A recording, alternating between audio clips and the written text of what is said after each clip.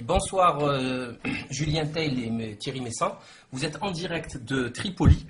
Il est dimanche soir, il est 23h49. Exactement. Même sur mon ordinateur, il est exactement 23h49. Je suis sur un genre de mise à jour de l'actu sur Europe 1. Alors, on nous dit que Tripoli va tomber, est tombé, Kadhafi est prêt à négocier, que Saif el-Islam, son fils, a été capturé. Qu'est-ce qui se passe exactement, nous qui ne croyons pas aux médias mainstream corrompus de l'Hexagone et voire de l'Europe, de l'Occident en général, qu'est-ce qu'il en est exactement de votre côté? Qu'est-ce que vous avez vu, qu'est-ce que vous avez observé? Alors en fait, Moussa Ibrahim, le porte-parole du gouvernement, vient de faire une conférence de presse avec tous les journalistes en bas, expliquant d'une part la position de la Libye qui est la même depuis le début, c'est-à-dire de vouloir suivre la feuille de route de l'Union africaine, de vouloir aboutir à un cessez-le-feu et surtout à une pacification de la situation, puisque depuis midi aujourd'hui jusqu'à 23h15, donc il était 23h15 lorsqu'il a fait cette conférence de presse, il y a eu à peu près, même plus de 1300 morts rien qu'à Tripoli. Donc c'est une situation très grave et je pense que c'est une première dans l'histoire de la Libye avec un tel bain de sang, sinon ce qu'avaient fait les Italiens au début du siècle dernier. Voilà, je te passe la parole Thierry. Il faut comprendre la situation là. La ville de Tripoli est attaquée par l'OTAN. Donc l'OTAN arrive avec une artillerie considérable. Bon, ils bombardent la ville, mais ils utilisent des hélicoptères de combat qui viennent dans les rues de mitrailler les gens. Donc c'est ça qui provoque ce taux de mortalité très élevé. Ensuite, l'OTAN ouvre la voie à ce que l'on appelle des rebelles, qui sont en réalité pour la plupart des combattants étrangers, connus jusqu'à présent avec l'étiquette d'Al-Qaïda. Mais il y en a qui viennent de tout un tas de pays différents.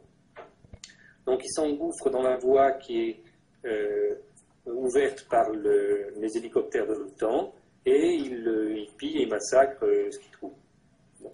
Il y a, se joignant à cela, certainement des cellules dormantes qui étaient dans Tripoli, qui se sont réveillés. En fait, tout a commencé hier, samedi, à 20h, au moment de l'iftar, la prière de rupture du jeûne.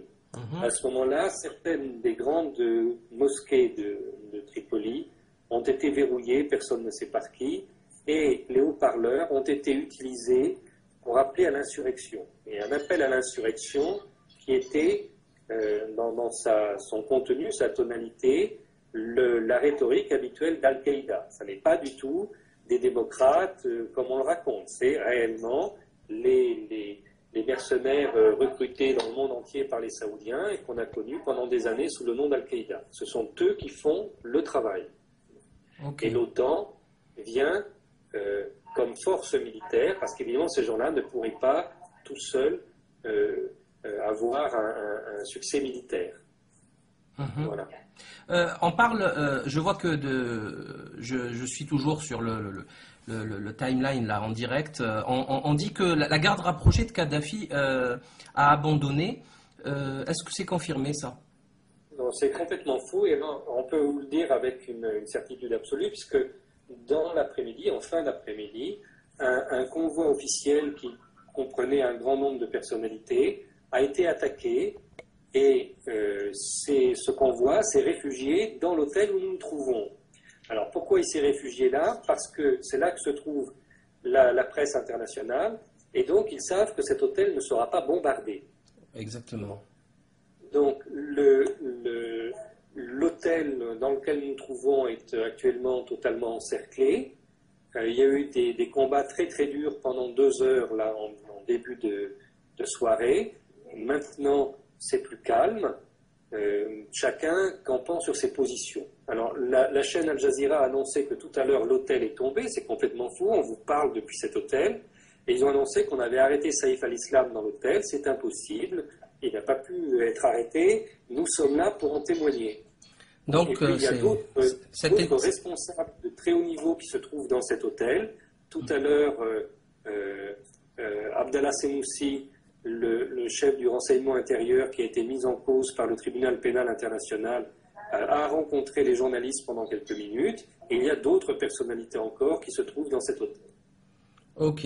Est-ce que, parce que là, je suis en train de lire les infos, on nous dit que Kadhafi est prêt à négocier. Est-ce que cette info est confirmée aussi? Bien sûr, c'est absolument vrai. Kadhafi est prêt à négocier dès le premier jour. C'est l'OTAN qui refuse la négociation. Donc, En fait, oui. Kadhafi a toujours demandé la négociation autour du plan de l'Union africaine. Ouais. Et là, par exemple, c'est ce que vient de réitérer Moussa Ibrahim, le porte-parole du gouvernement. C'est ce qui est dit dans les conférences de presse depuis maintenant à peu près 5 mois et demi.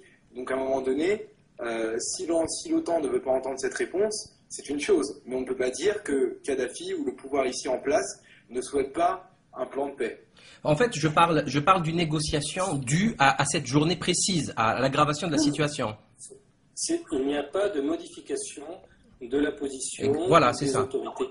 C'est Il ça. ne peut plus y en avoir, hein, parce qu'après un bain de sang comme ça, si vous voulez, aucun recul n'est psychologiquement possible. Alors, on a remarqué dans les médias occidentaux qu'il y avait une expression qui revenait très très souvent, c'était la foule en liesse avec les rebelles. Et c'est ce qui revient là, hein, les rebelles. Alors, c'est clair, hein. Il y a actuellement, bon, alors peut-être qu'à Kadhafi, qu'à Benghazi, il y a des gens anti-Kadhafi qui ont soutenu ce qu'on appelle les rebelles, c'est possible. Moi, je n'ai pas été à Benghazi, je ne peux pas vous dire. Mais dans Tripoli, il n'y a pas de foule en liesse, c'est tout à fait autre chose. La population tripolitaine se barricade chez elle pour essayer de ne pas se faire tuer.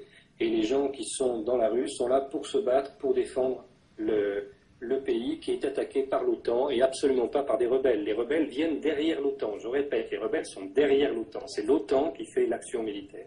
Donc, si on peut confirmer maintenant que les 1300 morts ne peuvent pas venir des troupes de Kadhafi, mais bien de l'OTAN, puisqu'on est à Tripoli. On est à Tripoli.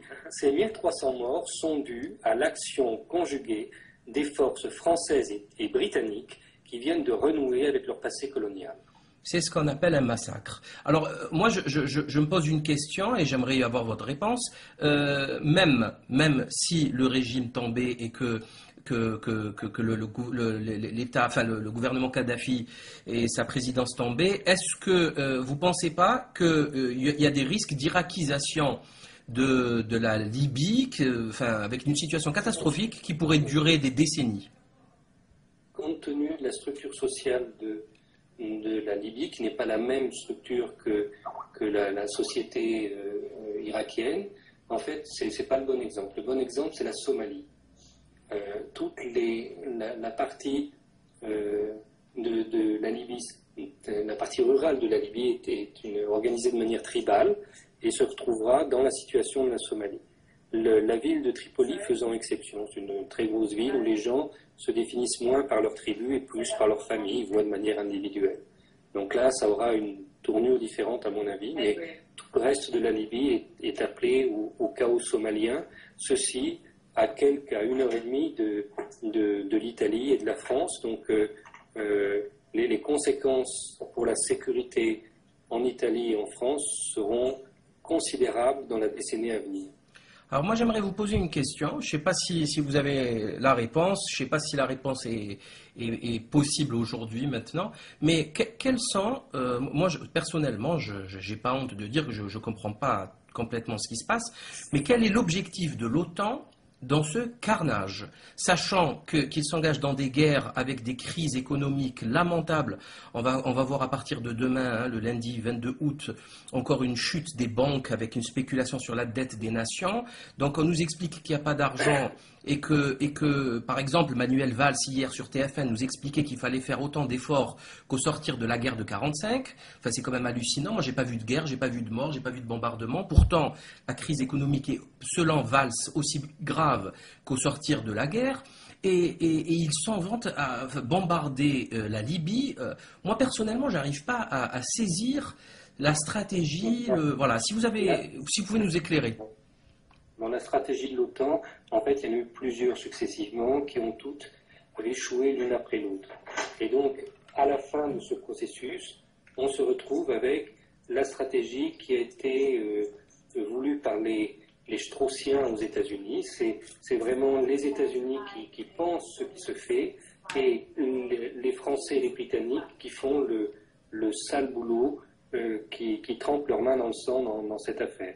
L'objectif des Straussiens aux États-Unis, c'est de commencer le remodelage de l'Afrique du Nord, comme ils ont fait le remodelage essayer de faire le remodelage du Moyen-Orient, et de faire pénétrer les troupes de l'AFRICOM, le nouveau commandement spécial des États-Unis, à l'intérieur du continent africain. Ok, je crois que c'est clair. Vous avez quelque chose à rajouter, une précision pour finir. Je pense que tout Français qui voit ce qui est fait aujourd'hui à Tripoli doit se révolter contre des autorités qui ont ordonné un tel massacre. Je pense que nos dirigeants commettent un crime absolument impardonnable. Ben, écoutez, si vous permettez que j'aggrave un petit peu cette conclusion, c'est que je l'ai toujours dit, si les autorités françaises sont capables de tirer sur des Libyens, elles sont totalement capables de tirer sur des Français, dans les rues françaises. Il y a un petit décret qui vient de passer qui autorise l'utilisation d'armes quasi militaires sur le peuple, donc tirer pour tuer. Donc, il faudrait quand même, moi j'arrête pas de le dire, les autorités françaises n'ont absolument